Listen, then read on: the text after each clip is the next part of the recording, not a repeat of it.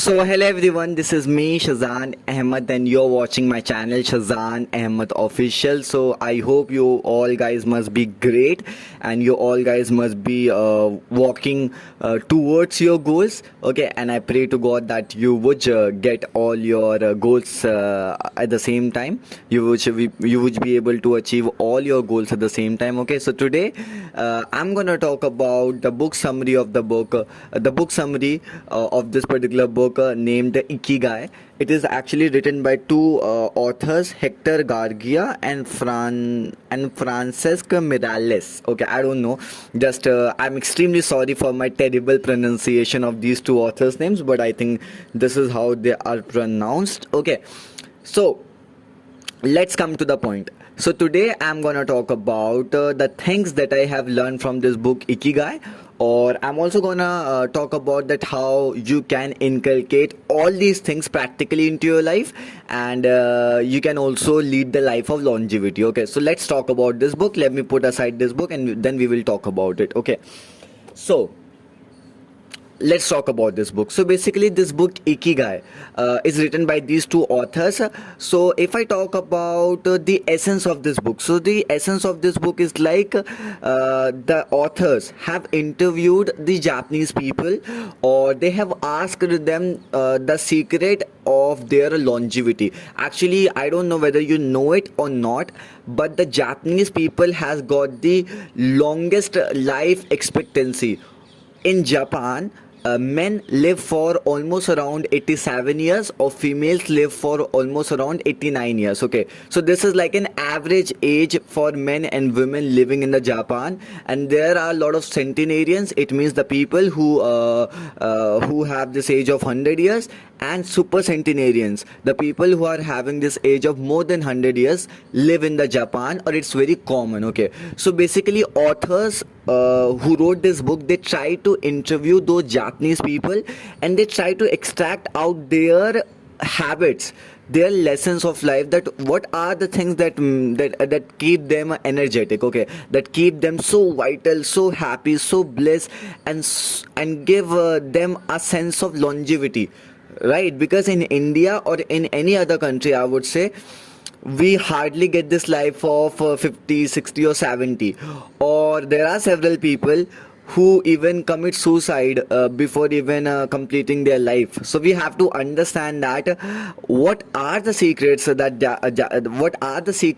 Japanese people know better than us, and we should also learn it, and then we should also move forward into our lives. So let's get started. So the first thing the author emphasizes on this thing a lot, and the thing that I have learned from the Japanese people through this book, is that you have to fill your belly, you have to fill your stomach up to 80% only. There is like a Chinese proverb, there is like this Japanese proverb goes like hara hachibu. Hara hachibu. So it's like a Japanese proverb. It means that fill your belly to 80% only.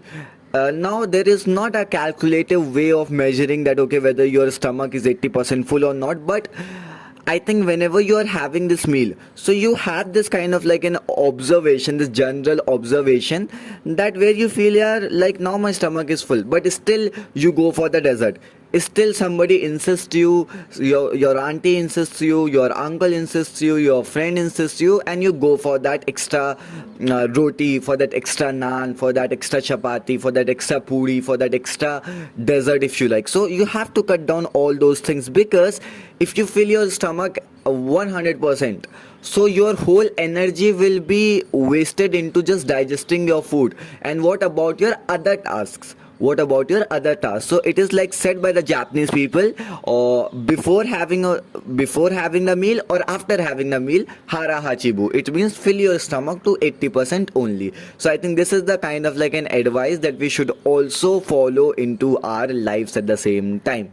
Okay, so now the second thing that I learned from this particular book Ikigai is we have to keep smiling no matter how odds or bad circumstances we have in our lives. Like, see, yaar, like I am 20 years old, so I have had that enough experiences in my life. I'm not saying that whatever experiences I had it was like great, but the kind of experiences that I had, the variety of experiences that I had in my life, they all taught me one thing: whatever it is, either you are having a good time or a bad time, nothing is permanent in life, nothing is perennial in life. So whatever shit you are going through nowadays, or you think that everything is over, nothing is over, nothing gets over, okay? But I think but there is one thing that everybody should remember in the time of weakness, in the time of despair, in the time of disappointment, and that is that you have to keep smiling no matter what. Or it is also psychologically proven or scientifically proven that if you keep smiling, so all your disease will go away. And as they say, laughter is the best medicine. So I think you have to keep laughing, you have to keep smiling, okay? And I think this is something that I learned from Shah Rukh Khan sir as well. I think he says in one of his interviews that my father always says, have a good sense of humor, because if you have a good sense of humor, so even if you are going through a failure or a rejection or a heartbreak, so you could kind of like tackle it with a sense of lightness here, with a sense of levity. So I think we should also need to have this kind of like a sense of humor, that we can just laugh at our own selves, we can just laugh at our own frailties or own imperfections, own flaws at the same time. So there is nothing wrong in having that sense of humor, and we have to keep smiling, because smiling keeps you young, smiling keeps you vital. As you could see my face, though I'm 20 years old, but I think I'm getting younger and younger day by day because of this particular habit of smiling. So I think everybody has to be smiling as long as they are alive, okay? I think you should need to keep smiling as long as you have teeth, otherwise it will look awkward to smile, okay? So smile. That is the second thing that I learned from this particular book. If you really want to achieve this longevity in your life, happiness in your life, so you should smiling even in the bad circumstances at the same time. The third thing that I learned from this book is you have to keep learning. There must not be a time or a day or a month or a milestone or a place that you arrive and you reach and you think that now I'm not gonna learn anything. I think that just must not be the goal of the people. You must not retire. You must keep learning anything here. Anything. You could be learning how to play a guitar or a piano or a flute or English or French, Punjabi, and whatever language you want to learn, whatever hobby you want to pursue, dance, singing, karate and martial arts and whatever it is. But you don't have to retire in your life here. Mentally you don't have to retire. Perhaps physically you could retire, okay, you could stop going to your office, you could stop going to your business and whatever it is. But mentally you must not retire at all. You have to keep challenging yourself, you have to keep learning good things. So this is a kind of like a third thing that I learned from this book, that you don't have to retire. And the fourth thing that I learned from this book is you have to follow your passion. I know it's quite cliched, everybody says the same thing: follow your heart, follow your passion, do this, do that.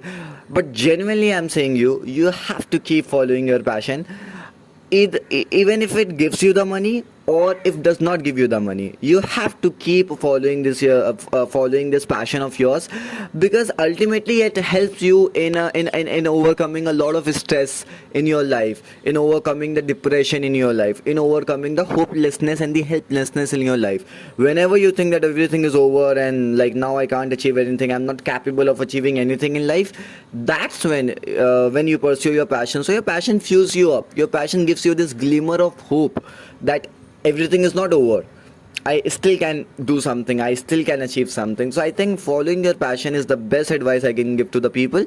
Not every time for the sake of money, but for the sake of just fueling you up, just filling your heart and flooding your heart with happiness and satisfaction. That's it, yeah, just for this particular purpose. If it gives you the money, there is nothing good in that, there's nothing better than that. But even if it does not give you the money, you have to do it. And the fifth thing that I learned from this book is you have to have good relations with the people. I know this is a kind of like a thing that I struggle with a lot. I get angry at the people. I'm a very short tempered guy. I don't talk to them, I block the people. So I kind of like disrespect them at the same time, but still I'm okay with this particular part of mine, or I'm trying to change myself. I'm trying to start my life with a clean slate, or I'm trying to control all these kind of like an emotions that overpower me. But I think you must have good social ties with the other people. You must foster good relations around people, with the people around you. It could be your brothers, your siblings, your parents, your friends, your teachers, professor, colleagues, the strangers, and whatever people you meet. You must make good relations with them, not always for the sake of the benefit here. Like we are becoming more and more materialistic nowadays. I'm telling you that we want to just talk to the people with a hidden benefit here, that okay, we want this particular thing, that's why we are talking to that person. It just must not be like that, yeah. It must be like a, I just want to talk. That's it. Yeah. I want to make good relations here. So I think this is the kind of like a thing that you could learn from this book. So I hope these are the 5 things that I learned from this book, and I'm also trying to inculcate it into my life. And I hope that you would also try to inculcate the same things into your life at the same time. So until then, to take yourself, bye bye and see ya. And before ending this video, I would like to tell you the meaning of this word Ikigai. Ikigai means a reason, something that keeps you that makes you jump out of your bed is your Ikigai. So find your Ikigai. That's something that just wakes you up in the morning, with this charged, energetic, enthusiastic, enigmatic way. Okay, so until then, to take yourself, bye bye and see ya, and love you, bro.